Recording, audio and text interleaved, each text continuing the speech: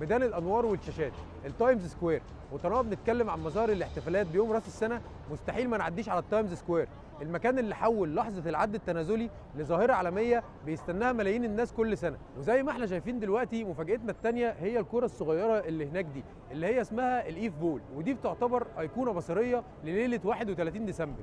السنه دي بقى جايه بتصميم مختلف تماما عن اي سنه فاتت.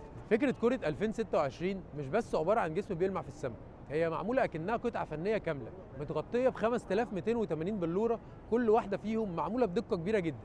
والسنه دي بقى اطلقوا عليها بول اوف كونستليشن او حفل الكوكبه، لانها اكبر واجمل من اي تصميم فات.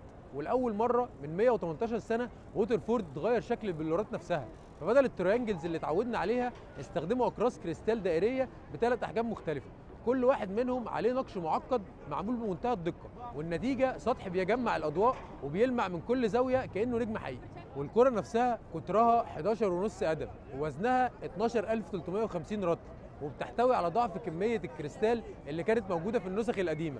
وطبعا كالعاده هتنزل من ارتفاع 139 قدم فوق المبنى الرئيسي في تايمز سكوير وسط الالوان الزاهيه وبريق يخليك تحس ان اللحظه دي معموله مخصوص عشان تبقى بدايه جديده. والكره دلوقتي بتطلع كل يوم لفوق بشكل بطيء جدا لحد ما توصل للقمه 31 عشان العالم كله يشوف لحظه سقوطها من فوق ويبدا معاها سنه جديده.